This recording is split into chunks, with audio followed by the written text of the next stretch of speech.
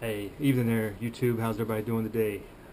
Putting together a quick video for answer a question that was asked by BigCityTexas45. It's actually for a contest he was doing, but really a serious question. I think everybody should take into put some thought to now, not only for your own preparations, but like he does in the question, he asks if your friend or somebody you know came to you and they said that they were getting ready to get started prepping, they understood what was going on now, that they were right all along, et cetera, and they had $1,000 in their tax returns or however they got, $1,000 windfall. How would you tell them to prep, or what would you tell them to prepare to go out and do with that $1,000? And this really gave me some time to reflect on my own preparations, and we all wish we could have $1,000 to help fill some gaps, I'm sure, that we all see daily, and we all are always looking to do something to improve upon what we have, improve in our position. And just really put some thought to it, and I think the one thing that came to mind, if I knew somebody that was starting from scratch and just really looking to get started, and I would encourage them to be balanced, to start prepping balanced. I think a lot of us get into prepping or preparing for whatever may come, and we're have an imbalance in what we got in our situation. We've got one skill set, and we hone ourselves to our own personal skill set that we're good at, and we focus on that a lot. A lot of us just have way too many guns. Probably, if you can ever, as we all know, there's no such thing as having too many guns. But if there were such thing, we all have that before we have a lot of things. Or a lot of people have a lot of food stored up, which is, you can always eat it, right? But if it makes it to where you're deficient somewhere else, that you wouldn't even make it that far or that long to enjoy that food, it doesn't really matter. So you got to be balanced in all aspects, and that's what I would really focus on, this $1,000. And so I wrote down some things, and I've tried to prioritize it just like you would in a survival situation, what you need to have. And so first thing I went off with was shelter. And usually, everybody's in an apartment or a house or wherever they live, and I would encourage them to make an improvement there. I think we all neglect that to a certain degree, and it was something we should always be looking to prep just as much as anything else. And that could just be, especially if somebody's just getting started, they probably haven't thought about any of this stuff as far as like security of their shelter or just improvement upon it. And that could be anything from better door locks, better door deadbolts, the reinforcing bar you can put on your front doors, or something like that.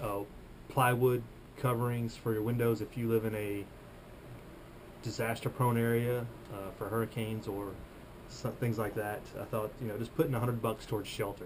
So getting $100 and putting it towards that to get what you can, and to get started, to improve upon that shelter so that it's there to help you, so you can protect the rest of your items that you're looking at preparing.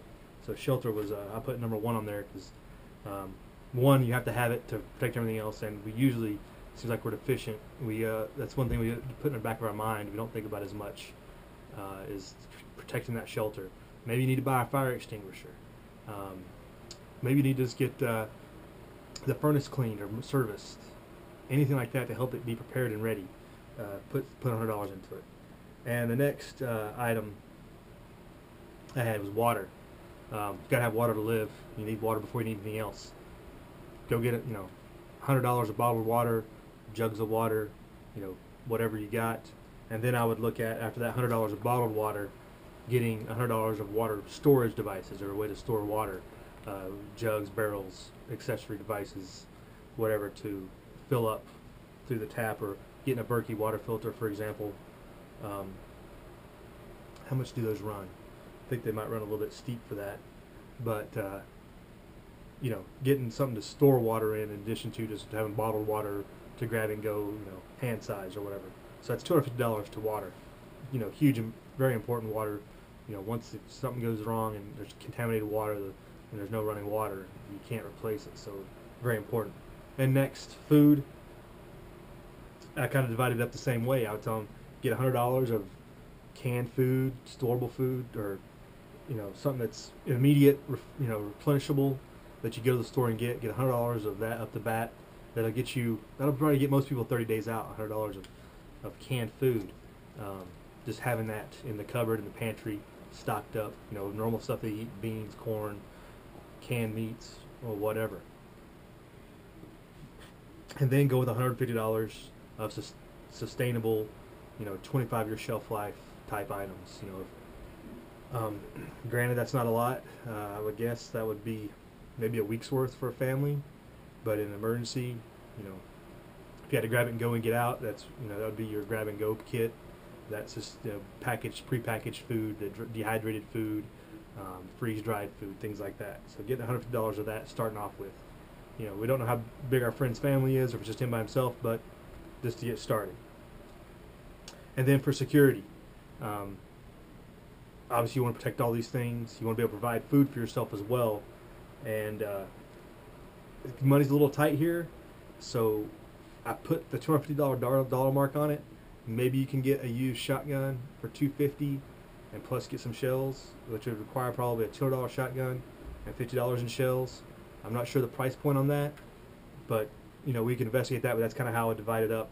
Look to get a shotgun with a balance of shells, birdshot, one box of buckshot, and a box of slugs.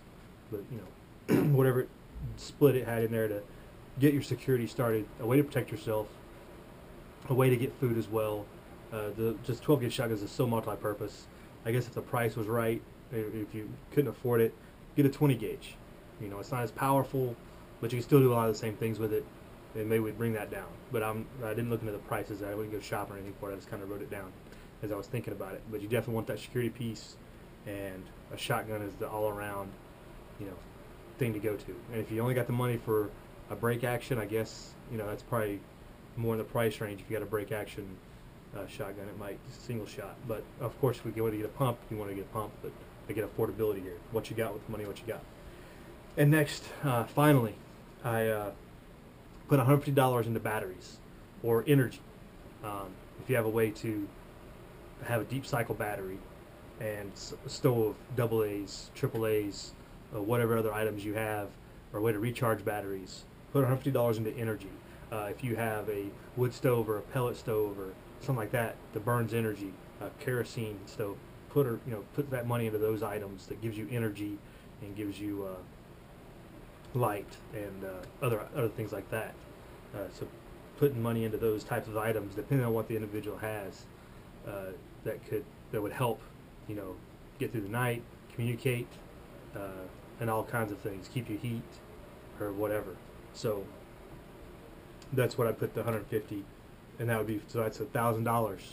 It goes fast, and hopefully, then you just continue to improve month to month as you could. You talk to him about dividing that up and continuing the progress of improving upon all of those items, and branching out, of course, as needed into your bug out bag and getting other items. Preps. You need some vehicle items probably to have so you're ready to go. How does that look? And that would just be a continuous process as he went along after that. But to get started, the plan is to shelter in place and have these items set up so that you go from there. And the biggest thing I want to share with my friend is knowledge and empowerment and experience. The more experienced he is, the more these things will build up, and the more knowledge he gets, the more these things will apply. We didn't talk about things like if he's mechanically inclined, or if he knows how to grow food. Obviously, you'd want it seeds if he has the room for it, and that would kind of continue on afterwards. But initially, right off the bat, I don't see those as being quite as important, because if something happened right today, seeds wouldn't do that much good because they have to grow. So I kind of left those things that apply later. But you want to acquire those skills to be able to grow food, to be able to build things, and be able to be self-sustaining for the long term.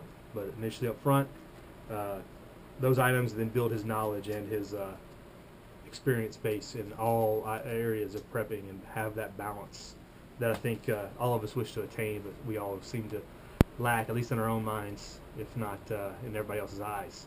So that would be my ideas. I think everybody should think about that, if not for your own purpose, because you never know when you might stumble across some money, maybe the lottery, or just inheritance, or tax returns, or whatever, when that money comes your way, you want to already have a plan out for where you're short and where you would want to put that into to improve your position as far as being self-sustaining and independent and ready for anything, ready for whatever comes your way. So good luck everybody in the contest. Thanks Big City Texas 45 for putting the idea out there, and I think you're getting a lot of good responses on this and a lot of good thoughts in people's minds, and getting a lot of more things, communication, and a lot more discussion on this, and it's good stuff. So everybody have a good night, and we'll see y'all later.